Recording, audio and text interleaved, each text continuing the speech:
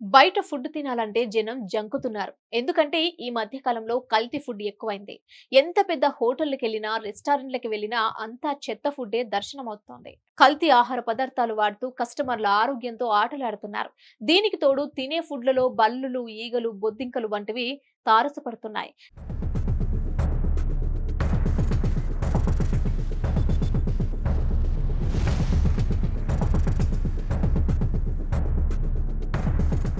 కనీస శుభ్రత పాటించకుండా నిర్లక్ష్యం వ్యవహరిస్తున్నారు. ఇదేంటి అని ప్రశ్నిస్తే దౌర్జన్యానికి దిగుతున్నారు. ఫుడ్ సేఫ్టీ అధికారులు కూడా తరచూ దాడులు చేస్తున్నారు. అయినా కానీ రెస్టారెంట్ల యాజమాన్యాల తీరు మారటం లేదు. ఇంకా ఇలాంటి ఘటనలు బయటపడుతూనే ఉన్నాయి.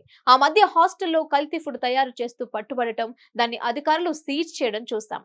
ఆ తర్వాత ప్రముఖ హోటల్స్ కనీస నియమాలు పాటించకపోవడం వల్ల వాటిని సీజ్ చేయడం చూసాం.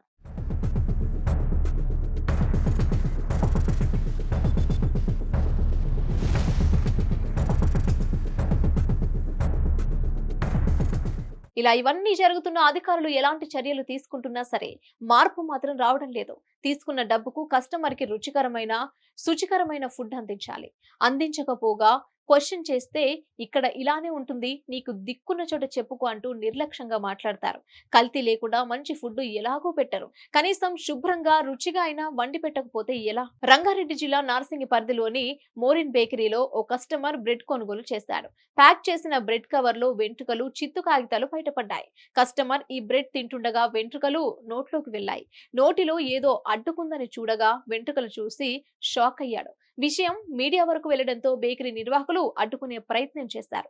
కాగా మోరిన్ బేకరీపై స్థానికులు మండిపడుతున్నారు. పేరుకే ఫేమస్ అని, ఫుడ్ విషయంలో నాణ్యత లేదని చెప్తున్నారు. బేకరీపై చర్యలు తీసుకోవాలని కస్టమర్లు డిమాండ్ చేస్తున్నారు.